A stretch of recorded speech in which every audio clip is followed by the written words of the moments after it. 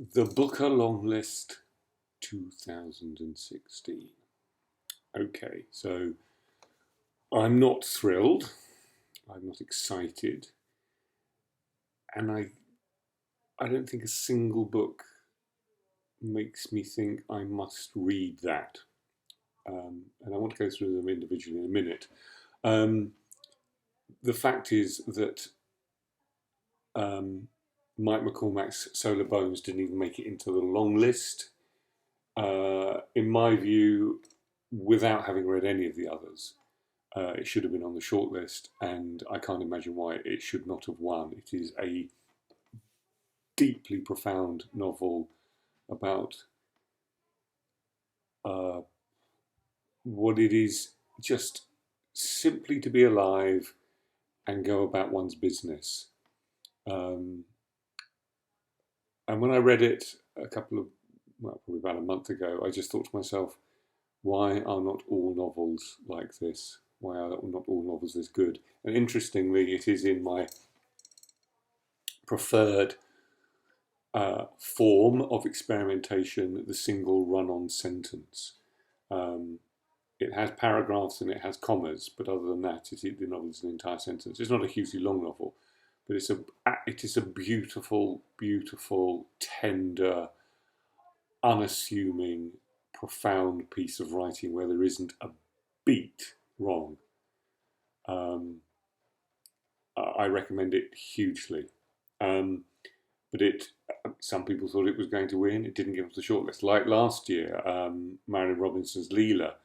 A lot of people felt that it was kind of unbeatable, but it didn't get onto the shortlist.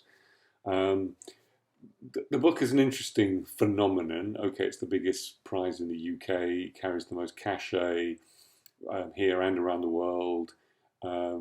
It essentially means that novelist will be able to write for a living, will sell lots of copies, and no matter what they will do next, they will be published. And many people haven't done much next and have continued to be published, and some have done their best or better work afterwards. Sometimes the shortlist is so good one can't read it all in that time. Certainly when what's it called, The Line of Beauty won. But most times it's just a little dull. And even now, we've let the Americans in. Because it was just like the Commonwealth countries. Now it's the Americans.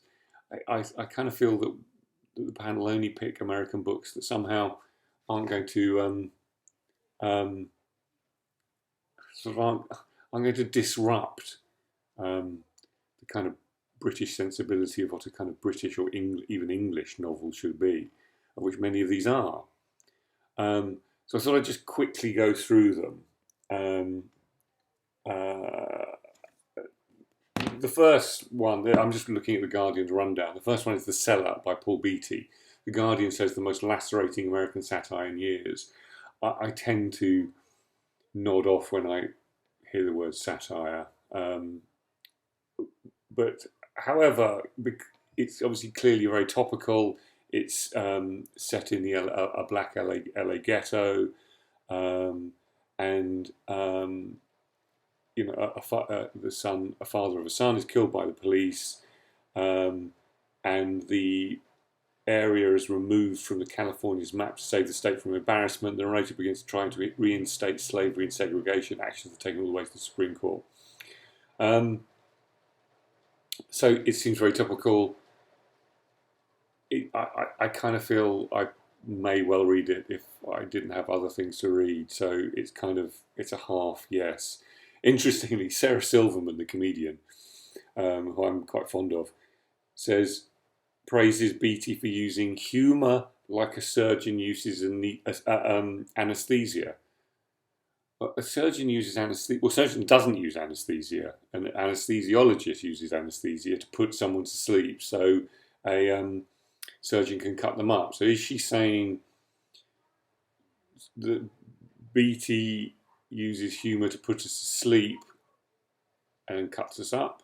That doesn't sound like a great reading experience. So I'm not sure Sarah's quite got that right. What's the next one? Jan Coetzee's The School Days of Jesus, or maybe The School Days of Jesus, because it's clearly set in a sort of slightly Spanish terrain. He's won the Booker twice. Once, was it for Disgrace or was it for Michael Kay? And then certainly for the Kelly Gang. I read both. I couldn't finish the Kelly Gang. I just didn't. I just kind of found it very distancing. He's a very interesting writer. He's kind of not formally inventive, but there is a kind of atmosphere in his prose which is very deliberate and is not in any way ingratiating. He's obviously regarded as probably one of the biggest kind of international global writing celebrities. I've read the first one, so this is a sequel to The Childhood of Jesus, stroke Jesus, and I kind of liked it, but I couldn't quite see the point. I've read most of Coetzee's work, and I'll probably read this at some point. I think actually his best work is not often talked about. The Master of St. Petersburg, which is a novel about Dostoevsky, a very short novel, very brilliant novel. Then we have A.L. Kennedy, Serious Sweet. She's quite prolific, A.L. Kennedy. She's, she's younger than me, and this is her 8th novel. I hate the title of this, Serious Sweet. It's just really cutesy. And the cover also is just awful. I've read one book by her, and it was about a female alcoholic. This also has an alcoholic in it, a woman. It says here, Kennedy's 8th novel takes place in a single day. Lonely civil servant John offers a letter writing service to single women, which brings him into the orbit of Meg Williams, a 45-year-old recovering alcoholic and bankrupt accountant who now works in an animal sanctuary. I sort of kind of feel, I don't know. It just doesn't. It's kind of like it's not a novel by numbers, but it's kind of it's a kind of, feels like it's writing searching for a story. It says a novel about hope and muted courage. At the end of the day, a very tentatively experienced optimism. It doesn't think it's going to be life changing. Not the novel should be. Deborah Levy's Hot Milk. I haven't read it by Deborah Levy, although people keep telling me how good she is, so I will. I quite like the cover here. We've got this very bleak Mediterranean terrain and a woman in a red bikini. But it's obviously, as you will see, not in any way gratuitous. Woman in a red bikini. She's been shortlisted for the Booker before. Hot Milk follows 2 women, a mother and daughter, who travel to a Spanish village in search of a medical cure for the mother's paralysis. In her view, Erica Wagner called it an experiment with truth and identity that has a transfixing gaze and a terrible sting that burns long after the final page is turned. Which makes me think, even though this is obviously quite a small story, it has an intensity which could be interesting, and therefore I think that's a possibility on my reading list. Then we have his Bloody Project, documents relating the case of Roderick McRae by Graham McRae Burnett, and the quote on the front, a real box of tricks, a truly ingenious thriller. Well, I think we can park that one, can't we? Then we have The North Water by Ian Maguire. Hilary Mantel calls it tour de force, masterful, blah, blah, blah, on the cover. In the dying days of the Hull whaling industry, a ragged crew assembles to man the Volunteer. There are shadows over most of them, none darker than the harpooner Henry Drax, a truly murderous monster, as malign as the rough seas they battle. I'm immediately not compelled by this, but then I do have to think, if you transposed Hull whaling industry for Nantucket, then we've essentially got Moby Dick, one of my favourite books. So brilliant, fast-paced gripping on the cover. That fast-paced is always a worry for me, but possible. Hystopia, David Means, a US novelist. A debut novel from the American short story writer. Hystopia is set at the end of an alternate 1950s where President John F. Kennedy lives after surviving multiple assassination attempts. As the Vietnam War rages on, a national mental hygiene program is created to wipe the memory of traumatized soldiers, while veterans who are too damaged to be helped roam Michigan, reenacting violence on civilians. In her review, Laura Miller said Hystopia sizzles and hisses.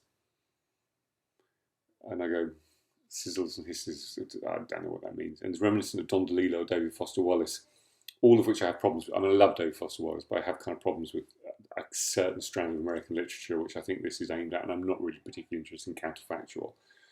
So probably not, unless someone recommends it. Then we have The Many by Will Menmuir, published by Salt, a very small publisher in Norfolk. Michael Marshall Smith, whoever he is, says ominous, subtle, beautiful, and intensely resonant trawling of the suffering's deep currents. I do like the deep currents of suffering. When Timothy buys an abandoned house on the edge of an isolated village on the coast, we've got abandoned, isolated, coastal. The locals are disturbed and intrigued by the presence of the incomer, intrigue that begins to verge on obsession. As Timothy continues to get the home ready for his wife's arrival, the more deeply he becomes entangled in the unsettling experience of life in a small village. I've got a thing, even though in my new novel, quite a lot of it's set on a cliff top, there is something about English writing, sort of, which is kind of, well, where shall I set it? Or let's make it somewhere desolate. Let's put it on the kind of, the coast. Let's make it very isolated, and let's have some local people. I mean, it could be beautiful, but I don't know. I just don't feel as though it's going to be rammed with life, which is what I want from a novel. I want beautiful prose, but I also want something. I suppose actually I probably want either sort of profundity or a kind of decadent, ruined, slightly gone to seed glamour, which I don't think we're going to get in this. Then we've got Eileen by Ottessa Moshfegh, I imagine. Eileen is a lonely, disturbed young woman working in a boys' prison, Boston, early 60s, prone to self-harming and trapped in squalid existence with her alcoholic father. Eileen pulled into a strange crime. I really hate the cover. I mean, it's the kind of, film noir, a sort of throwback to a certain aesthetic. I mean, it's not even a 1960s car, I don't think. But anyway.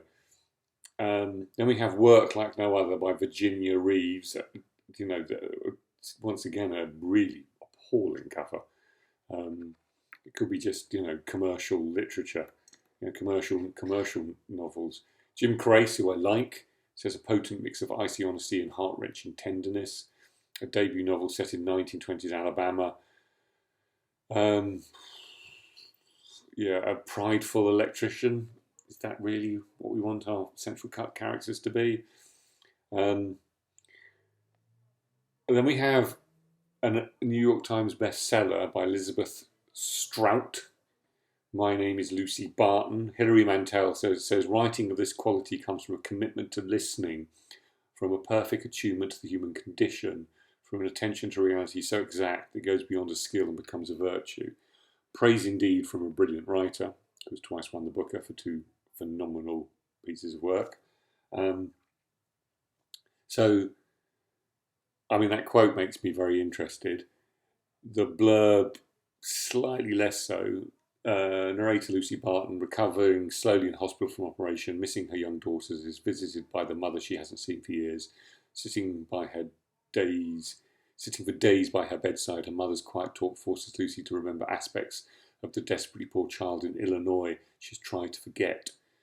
Strout, who won the Pulitzer Prize in 2009, was also longlisted with the Bailey's Prize. In a review, Hannah Beckerman calls it a deeply affecting look at the relationship with mother and daughter. I just have to look at my own partner and her daughter for that.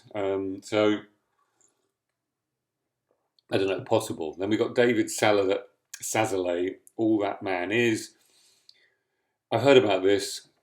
9 linked stories. Some reviewers have wondered if it's a novel at all. Focused on different stages of life for 9 different men. Apparently, it's got praise because its characters are not particularly likable, and I think that's a really important part of novel writing and literature is to have characters that we have to understand and find a relationship with, who aren't particularly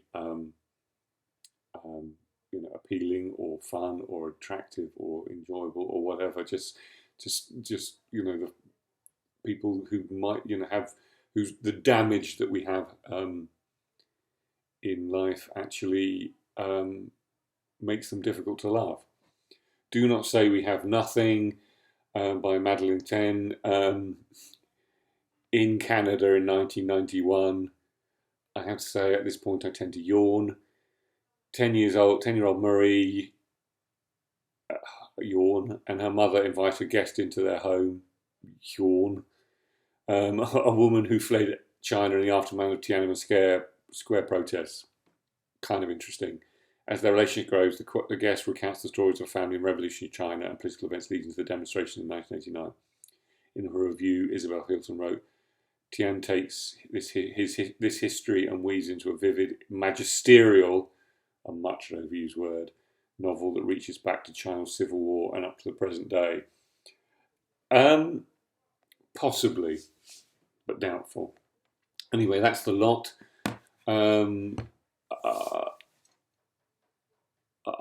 I can't think what to say. Just nothing there makes me think.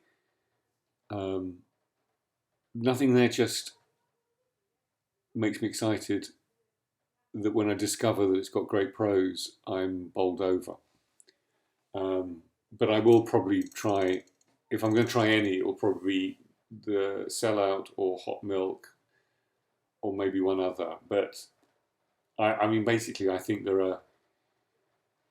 I don't think the Booker is about necessarily making people like me read more books, but there are certainly other books out there that I think I will read before many of these. And once again, Solar Bones by Mike McCormack is my Booker winner, even though it's not there. Thank you.